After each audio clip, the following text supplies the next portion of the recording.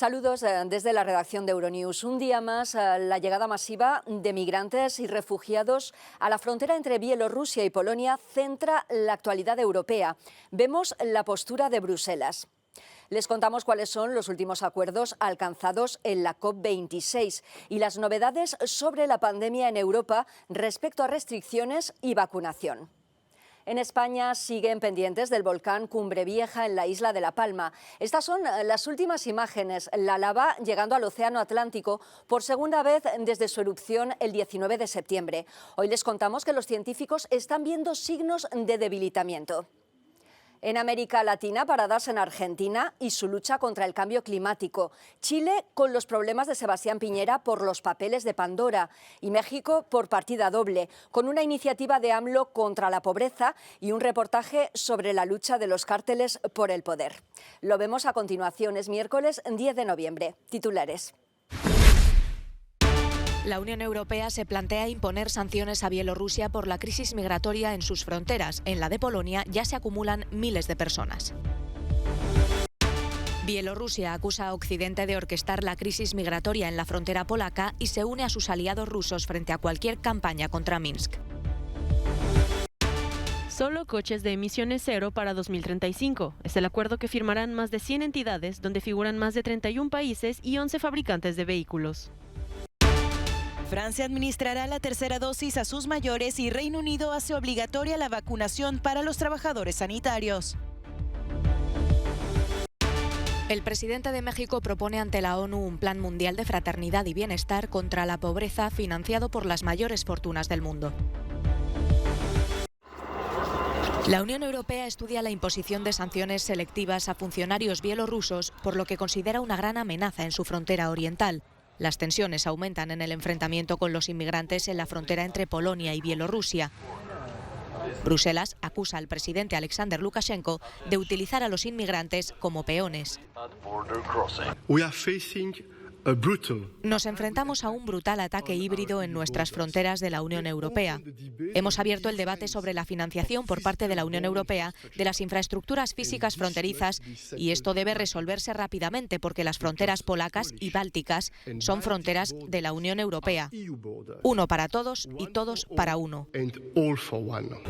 Miles de migrantes están acampando a temperaturas bajo cero en el lado bielorruso de la frontera. La pasada noche otros dos grandes grupos lograron cruzar. Bielorrusia asegura que no buscan quedarse en su país, sino llegar a Europa, y culpa a Polonia de la crisis construyendo vallas con concertinas y aumentando la presencia de tropas en la zona. La crisis se ha ido gestando durante meses después de que Polonia, Lituania y Letonia acusaran a la vecina Bielorrusia de animar a miles de inmigrantes, en su mayoría procedentes de Oriente Medio, a entrar ilegalmente. Lituania ha sido la última en declarar el estado de emergencia en su frontera con Bielorrusia. Bielorrusia acusa a Occidente de orquestar la crisis migratoria en la frontera polaca. El jefe de la diplomacia bielorrusa confía en un refuerzo de su relación con Rusia, su principal aliado, para reaccionar conjuntamente a los actos inamistosos contra ellos. Tras una reunión con su homólogo ruso en Moscú, Vladimir Makey ha dicho que la crisis es un pretexto de la Unión Europea para imponer una quinta ronda de sanciones a su país. Las acusaciones de que Bielorrusia está de alguna manera detrás de todos estos flujos son absolutamente infundadas. De alguna manera, la ruta del Mediterráneo funciona sin problemas, lo mismo que la ruta de los Balcanes. Los inmigrantes son acogidos allí y se les concede la protección necesaria. Pero aquí Bielorrusia tiene que ser el problema. Sergei Lavrov respaldó a Makey y reconoció haber afianzado su colaboración para contrarrestar la campaña contra Bielorrusia lanzada por Washington y sus aliados europeos. Los llamados jóvenes países europeos siguen arrastrando a Europa en el marco de la UE y de la OTAN hacia una confrontación cada vez mayor tanto con Rusia como con Bielorrusia. Y espero sinceramente que los europeos responsables, especialmente los llamados eurograndes, demuestren fuerza de voluntad y no se dejen arrastrar a esta espiral sin fin que puede resultar muy peligrosa. Durante meses, Europa ha acusado a Minsk de expedir deliberadamente visados de tránsito a miles de inmigrantes para desestabilizar a la Unión Europea. Esas personas se encuentran ahora varadas en la frontera con Bielorrusia en medio del frío y de una escalada de tensiones que los utiliza como moneda de cambio. En el marco de la cumbre COP26, más de 30 países y un total de 11 fabricantes de vehículos se han comprometido a eliminar los coches de combustión para 2035 como manera de combatir la crisis climática. El denominado Acuerdo de Glasgow sobre emisión cero de vehículos será firmado por más de 100 entidades, aunque Estados Unidos, China y Japón, que representan los 3 mayores mercados automotores, no se adhieren por el momento, así como España, Alemania y Francia. Entre las automovilísticas que sí han rubricado el pacto, figuran grandes compañías como General Motors, Ford, Mercedes-Benz y Volvo. Estas empresas suponen casi un cuarto de las ventas a nivel global. Se espera que la lista de firmantes se vea incrementada a lo largo de la jornada. Los compromisos asumidos por los líderes mundiales en la COP26 solo han recortado un par de décimas de grados centígrados la proyección del calentamiento global. Y los expertos advierten que será improbable alcanzar los 1,5 grados centígrados que evitarán los impactos más peligrosos del cambio climático. Se calcula que el planeta alcanzará los 2,4 grados a finales de siglo. Niklas Hahn, experto en políticas climáticas, pide mayores compromisos. Aunque los países apliquen todas las propuestas que han establecido hasta 2030, no podremos evitar emitir el doble de CO2 de lo previsto para lograr limitar la temperatura a los 1,5 grados. Es una enorme brecha y eso significa que todos los países tienen que volver a la mesa de trabajo y replantearse qué más pueden hacer para 2030, no para 2050, 60 o 70. Si no se toman más medidas, 1.000 millones de personas corren el riesgo de verse afectadas por fenómenos climáticos extremos. Si la temperatura media mundial aumenta hasta los 2 grados con respecto a los niveles preindustriales. El sitio web Climate Action Tracker afirma que el principal problema es la continua producción de carbón y gas. Los ganaderos de Argentina se han visto empujados a sumarse a la lucha climática para proteger uno de los sectores más fructíferos del país. El principal objetivo es descubrir cómo reducir las emisiones de metano liberadas por el ganado de engorde durante su proceso de digestión. El metano es un potente gas de efecto invernadero que agrava el cambio climático. Claramente hay un desafío a llevar adelante, hay un desafío a seguir contribuyendo en ese sentido. Parte de la actividad intensiva y la terminación a corral aporta de por sí, ya que cambia la fermentación de los animales cuando están comiendo comida concentrada, disminuyendo la emisión de por sí de metano. Los investigadores de todo el mundo coinciden que la industria ganadera debe reducir sus emisiones drásticamente. Según datos de la Oficina para la Agricultura y la Alimentación de la ONU, las emisiones totales de la ganadería mundial al año representan el 14,5% de todas las emisiones liberadas por las acciones del hombre. Ante este desafío, varias empresas de alimentos han desarrollado algunos suplementos para mejorar la digestión del ganado. Chile y Brasil comenzaron a utilizarlos con la esperanza de reducir las emisiones de metano en un 30%. Los productores argentinos temen que en un futuro próximo los acuerdos comerciales incluyan certificaciones de emisiones de metano para las empresas ganaderas. Primeros signos de debilitamiento del volcán Cumbre Vieja en La Palma. Lleva 7 semanas expulsando lava, ceniza y gases y convirtiendo en un infierno el día a día de los habitantes de la isla española. Los científicos aprecian signos de agotamiento de los aportes de magma en profundidad, una sismicidad y un tremor volcánico bajos, así como una tendencia descendente en la relación carbono-azufre del penacho. Pese a ello, este martes unos 5.000 alumnos han seguido sin clases presenciales debido a la mala calidad del aire. La evolución de este y otros valores es seguida de cerca a unos 3.000 kilómetros de la isla Canaria, en Barcelona. Cada mañana y durante 2 horas, uno de los superordenadores más grandes de Europa, el Mare Nostrum, procesa datos de la erupción del Cumbre Vieja para hacer predicciones a corto y medio plazo. De analizar esas predicciones se encarga Arnau Folk. Ahora mismo los valores llevan mucho tiempo estabilizados y que la deformación está empezando a remitir ligeramente, y cuando tanto el tremor volcánico como las señales de deformación y sobre todo el nivel, la cantidad de gases que se siguen emitiendo decrezcan sustancialmente, pues vamos a empezar a ver la luz al final del túnel, ¿no? El Centro de Supercomputación de Barcelona lleva más de una década simulando erupciones volcánicas en España y en el resto del mundo. Utiliza la llamada computación urgente.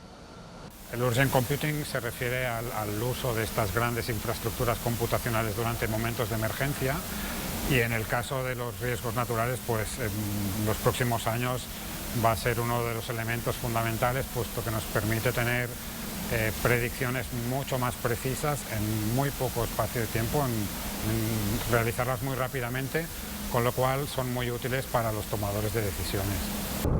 Sobre el terreno en La Palma, el ejército español sigue inmerso en la titánica tarea de sacar las toneladas de ceniza que cubren la isla, haciendo imposible el acceso a viviendas y negocios.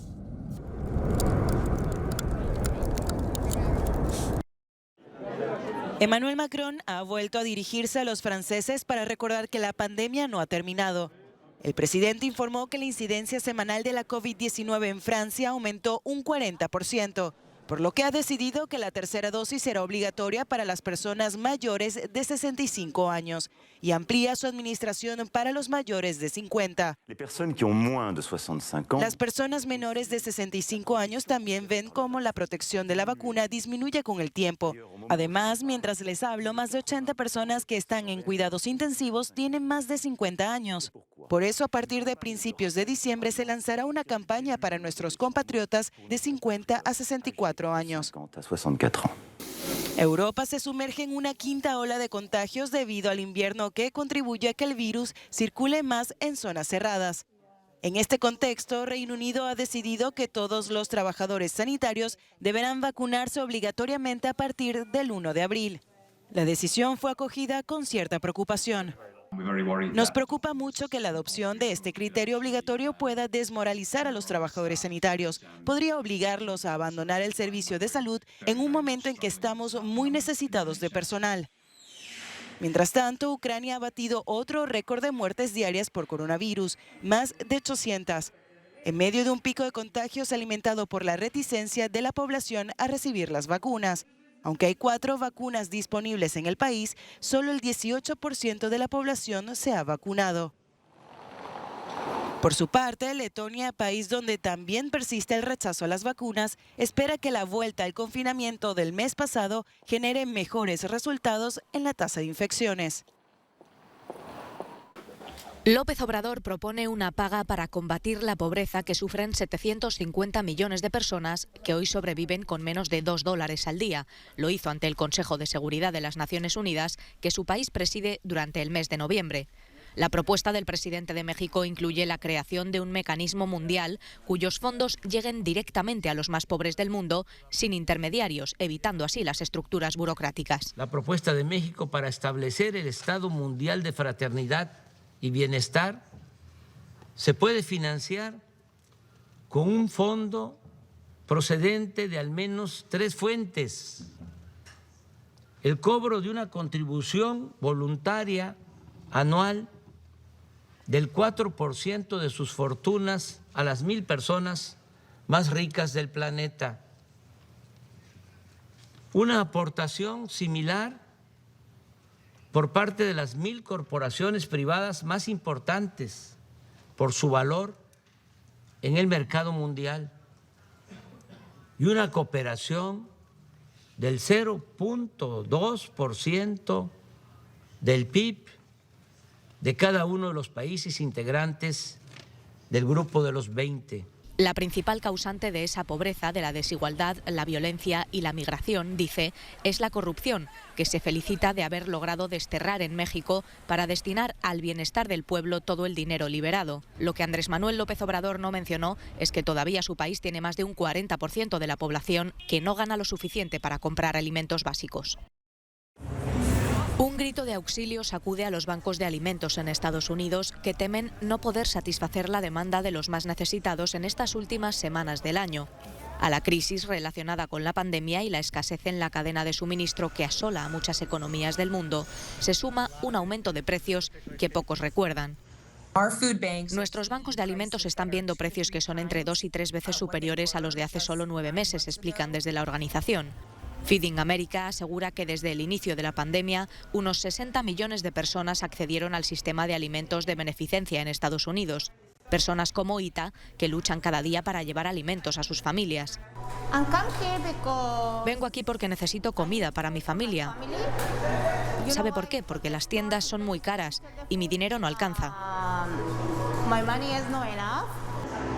Los altos precios condicionan la cesta de la compra de las familias y comunidades desfavorecidas. Ante la proximidad de fiestas como las de Acción de Gracias y Navidad, hay que hacer algunos sacrificios. Va a ser un día de Acción de Gracias muy caro. El pavo no va a costar como antes y no van a renunciar a él. Pero gracias a Dios nos han dado pollos, así que vamos a conseguir eso para nuestras familias. Parece poco probable que la situación mejore a corto plazo. La mayoría de los expertos creen que la crisis de escasez global tardará meses en resolverse. Mientras tanto, los precios siguen oscilando en función de la ley de oferta y demanda. Piñera en riesgo de destitución por los papeles de Pandora. El presidente de Chile, Sebastián Piñera, no podrá salir del país hasta que el Senado resuelva. En una sesión extraordinaria monográfica de 22 horas, la Cámara de Diputados de Chile aprobó en la madrugada de este martes realizar un juicio político para destituir al presidente del país, el conservador Sebastián Piñera, por las supuestas irregularidades en la venta en Islas Vírgenes Británicas de un proyecto minero. Cuando le quedan 4 meses de mandato, Piñera no queda suspendido de sus funciones, pero sí inhabilitado para salir del país hasta que el Senado declare si es o no culpable de la acusación. Una votación en la Cámara Alta que se producirá apenas unos días antes de que Chile celebre el próximo 21 de noviembre las elecciones más trascendentales de su historia reciente. En caso de ser declarado culpable, Piñera quedará destituido de su cargo y no podrá desempeñar ninguna función pública, sea o no de elección popular, en los próximos 5 años. Los papeles de Pandora revelaron presuntas irregularidades en la venta de la minera Dominga por parte de una empresa de los hijos de Piñera en las Islas Vírgenes Británicas. Sebastián Piñera aseguró que dejó los negocios antes de ser presidente. Hace ya más de 12 años y antes de asumir mi primera presidencia, me desligué absoluta y totalmente de la administración y gestión de las empresas familiares y de cualquier otra empresa en que hubiere participado. Este juicio político es paralelo a una investigación en la Fiscalía por posibles delitos tributarios y de cohecho en la misma operación. En el oeste de México, un grupo de hombres armados con rifles controla una de las entradas de su ciudad, Tepalcatepec, de los miembros del cártel de Jalisco Nueva Generación. Estamos haciendo el trabajo del gobierno que tendría que hacer. Nosotros queremos recogernos con nuestra familia, tenemos hijos que no vemos en días. ¿Por qué? Porque tenemos que cuidar aquí el pueblo, la comunidad, todo. Mire todos los cerros ahí, sin vacas, sin ganado. Todo, mire, todo, no hay vaca, no hay nada porque todos se lo robaron. Se autodenominan grupos de autodefensa, pero nadie pregunta de dónde sacaron los llamados vigilantes, los coches blindados y los rifles AR-15. Para algunos es un interesado envío del cártel de Sinaloa que está en guerra con su archirrival Jalisco.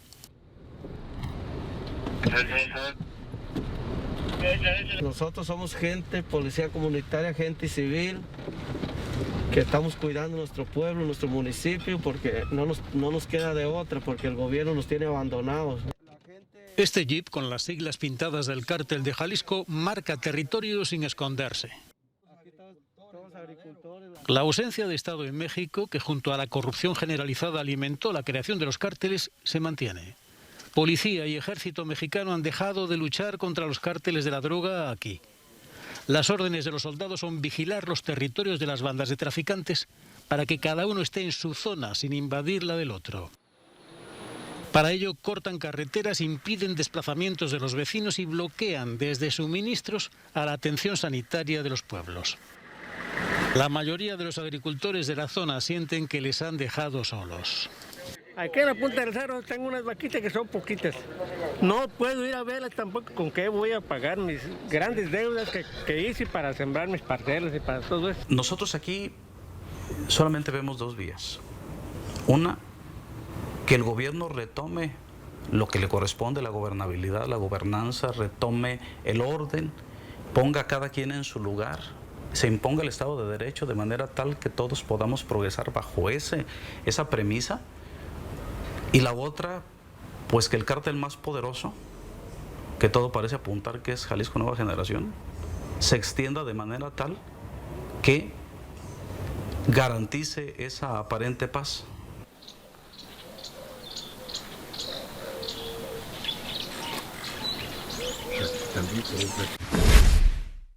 Llegamos al final de este Euronews hoy. Gracias por estar ahí. Terminamos con la COP26, donde no todos son tediosas y a veces infructuosas reuniones que terminan en papel mojado. No hay que olvidar que se celebra en Glasgow, en Escocia. Disfruten tanto como estos manifestantes. Hasta mañana.